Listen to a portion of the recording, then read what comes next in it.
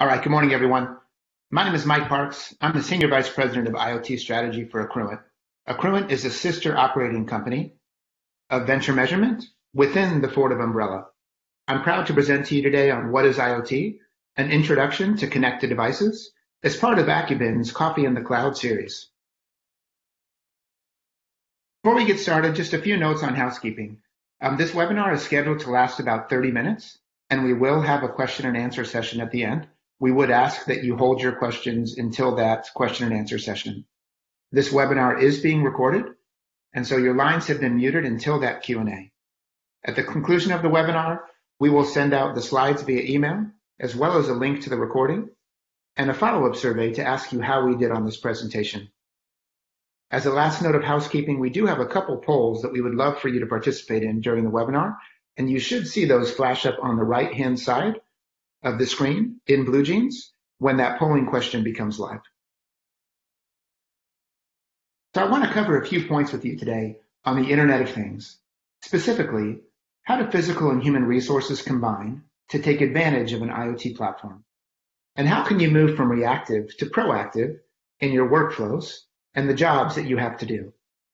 When you think about it, your entire business is based around human and physical resources that are trying to work well together. We can see that today where organizations are asked constantly to accomplish more with existing or sometimes even less resources. IoT can be a connecting force that helps us collect data from the physical spaces and things around us and makes that data actionable for those that maintain, utilize, and work in and around those spaces. IoT can be used not just to aggregate data, but to collect and analyze that data and raise actionable insights for human beings and automate workflows. With the right IoT data and platform, you can empower your teams to be outstanding, allowing them to be able to properly schedule deliveries, order when it is most cost advantageous to do so for both the raw price of the commodity and to minimize working capital. IoT can inform your maintenance and holistic energy conservation plans as well. These enablers allow organizations to avoid costly downtime and reduce expense. If you have not yet begun the path on your IoT journey and your company is thinking about where to start, the statistics on growth are tremendous to support why the time might be now. The number of connected devices is growing at an exponential rate, turning the Internet of Things into what really is the Internet of Everything. The war against the machines has started, and I would argue that we've lost. Today, in 2020, there are approximately 4 connected devices for 1 human being on the planet. That total is projected to grow to 75.44 billion worldwide by 2025, which will be a 5-fold increase in just 10 years. This IoT, enabled by the already ubiquitous Internet technology, is the next major step in delivering Internet's promise of making the world a connected place. And we see that in the spend as well. IoT spend was $726 billion in 2019 and expected to grow to over $1.12 trillion by 2023, according to IDC, with a CAGR growth of 12.8% projected through 2023. Probably the most astonishing stat to me is that for every second of every day, 127 new things are estimated to be added to the Internet, according to a case study done by Cisco. And these things are no longer just computers, tablets, controllers, and phones. With each new thing that we connect, organizations should be thinking about the interoperability, scalability, and security of these devices. Today, literally anything can be connected to the Internet. Entrenched in the use cases that include tennis rackets, diapers, clothing, vehicles, and of course silos. IoT is truly disrupting our lives, and like most disruptive technologies, it happens so quickly that we don't see it until it's already here.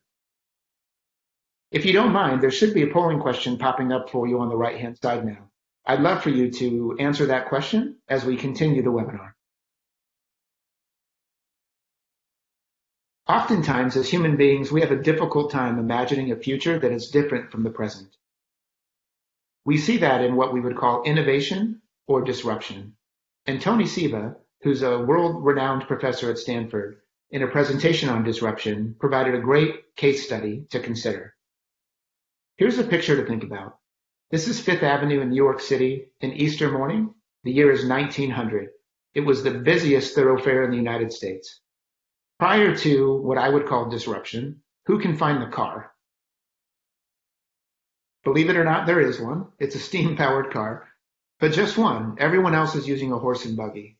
And if you had gone back in time to 1900 and done some voice of the customer work on transportation with these people in this picture and asked what they wanted, you'd probably get answers like a healthier, faster horse, cheaper hay, or a more comfortable buggy. But this is also Park Avenue and Fifth Avenue in New York City, and this is Easter morning in 1913. How many horses can you spot? Well, there aren't any. And we really have to think about what happened during that timeline. Henry Ford introduced the Model T in 1906. Production began in 1908, and it was cheaper to purchase and cheaper to operate with over twice the daily commutable distance than the traditional horse and buggy. And by 1913, it had disrupted transportation in major cities like New York. By 1926, the internal combustion engine had effectively replaced the horse and buggy as the primary mode of transportation, not just in the United States, but across the world. Think about why. We see disruption across IoT in many verticals. Smart silos are not only possible, but feasible. As an example, at a feed mill or cement plant, the use cases for IoT in silos could include condition-based maintenance. Here, by combining a live feed of data on storage conditions like fill level, temperature, and humidity from within the silos with system-defined thresholds, a single operator can manage by exception dozens of locations spread across a vast geographic area from a single dashboard. The operator has the ability to immediately alert a nearby maintenance crew before any serious inventory damage occurs, saving on spoilage costs. Another use case might be enhancing shipment coordination. If we were to use fill rate monitoring, we could provide value as a standalone initiative by allowing customers to detect any leaks or theft. However, there's a bigger benefit that lies in the integration of live silo fill level with inventory movement data. This is true for both inbound replenishment as well as the outbound orders, as it allows us to ensure that the silo is neither too empty nor too full, avoiding costs associated with last-minute adjustments, idle times due to inaccurate planning, and late deliveries. One last workflow to consider is gaining a holistic overview. An IoT initiative has the potential to provide an intuitive overview of all of the silos relevant for a specific user. By integrating live sensor readings with business data, such as silo content, delivery schedules, and external factors like weather, it is possible to give the silo manager a second-by-second view of his or her entire operation. By providing the most relevant information in a timely and actionable manner, this IoT dashboard empowers the associated user to concentrate on the value part of his job rather than spend the bulk of the time trying to collect and process the right data. When you think about managing this information, all of the data that can be created, it can be overwhelming, even at just one silo or one plant. So I'm going to take you back for just a minute to my youth. I'm going to date myself here, but who remembers this? This is Where's Waldo? And when you think about the sea of data that could be coming from one location, all of that data is not valuable. In fact, over the past decade, as I've really gotten entrenched in the IoT, I would argue that roughly 1% of all of the data that comes from connected devices requires human action.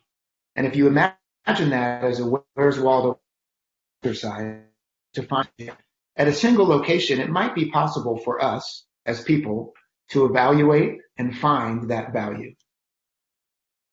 However, many operators don't have one location, and their data pool as you connect devices gets larger and much more complex. That sea of data becomes so complex that it's impossible to find actionable insights. With dozens, hundreds, or thousands of locations and tens of thousands or millions of data streams capable of being sent to the cloud, things like level, weight, fill rate, weather, delivery schedule, humidity, All of this data needing to be contextualized by site attribute data, intensity, production schedules. Finding Waldo gets much more complex. I would argue that we live in a world today where we should allow the computer to compute and raise that 1% of the actionable insights for human beings to use wisdom to decide. The challenge with all this data is it can be overwhelming. It needs to be acquired, normalized, correlated, and evaluated to have any true meaning. One of the best lines I've heard over the last few years was at Gartner's BI and Analytics show, where they said that giving a customer all of their raw data with the BI tool would be very much akin to giving them a metal detector and telling them to walk the beach and find a pound of gold. I promise that if you had the time and the dedication, you could find that pound of gold. But is it worth the time and allocation of resource? I would argue no. Organizations like Venture with tools like AccuBin should be handing you that gold every day, giving you that 1% of actionable insights. As we continue to talk about IoT, I wanted to talk briefly about a few of the macro trends that we see across the silo industries. There are some incredible trends that Venture Measurement serves that we could dig into here, but I want to focus on the top three. First, companies are assuming more responsibility for sustainability by working with suppliers that are committed to low or zero waste initiatives and the use of recycled materials. As an example, in plastics, injection molders are tasked with refining processes to include scrap reduction and/or recycling to aid the circular economy, along with introducing more earth-friendly resins and additives to projects as appropriate. Cement is another extremely energy-intensive manufacturing industry. To adhere to new emission standards, manufacturers in this sector are working to increase the energy efficiency and environmental footprint of their operation, including transforming from wet process manufacturing to more energy-efficient dry process manufacturing. Second, automation is really meeting industry demand for process simplification and cost savings. The advent of Industry 4.0 provides prime opportunities for organizations to further integrate robotic technologies and machine control. These capabilities enable them to make cycles faster, facilitate maintenance, and simplify programming. They can also substitute traditional pneumatics for collaborative robotic initiatives. And finally, there's no doubt that investing in storage eventually brings many benefits for producers. As an example in grain, if instead of selling right after the harvest, the product is sold throughout the year, the volatility of prices can lead to increased profits. However, they can also make producers reluctant to invest in storage solutions. Beyond reduced delivery time, with automation, prices are kept competitive, capacity is increased, and standardization of product and reduction of human error is achieved, which leads to higher quality products and better operating profit. I've been in this space a long time, and the Internet of Things is very much use case driven today, and it's being applied to these macro trends across industries. Embracing the Internet of Things can be a daunting task, but if approached with the right mindset, it can often transform a business. We've reviewed a lot of information in a short time today on how IoT might impact your business, and you may be wondering where to start. First and foremost, you should prioritize your critical locations, buildings, silos, and workflows. Where can you get the largest return for your effort? Second, you want to invest in a platform that will help you grow, and you should partner with an organization that will help you deliver that success. Think about partnering with someone that can lead you to a place that you could not get on your own. Equipment you and to your end customer. And finally, create an open flow of data, getting the right information to the right people at the right time. Accessibility to the data with actionable insights will be key to your success. I'm going to leave you with an analogy.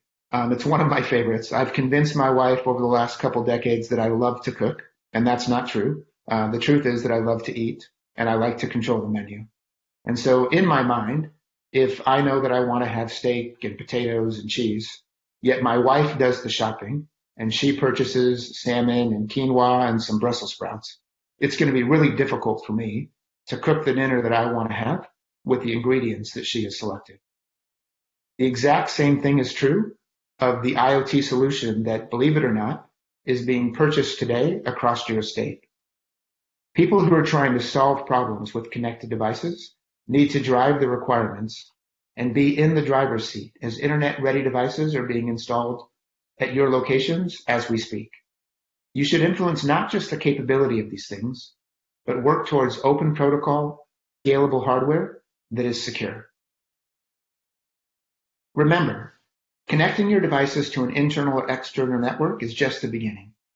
To make a difference, you have to begin with the end in mind and reverse engineer a solution to a problem worth solving. You don't have to know everything right now. As I mentioned before, identify categories that you need to solve for in spaces that are pivotal to your business, and look for a partner that will take a consultative approach and help you on that journey.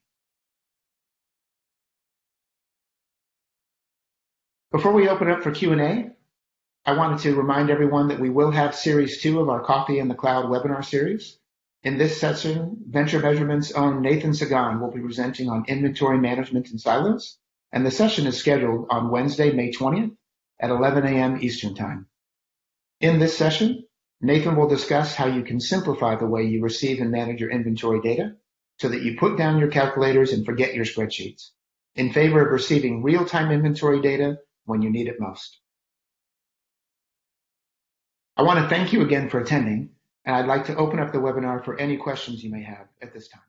As I mentioned, we will be sending out a follow-up from the webinar, including the slides that we shared today, a link to the recording, and a survey. We really appreciate your time. Thanks so much.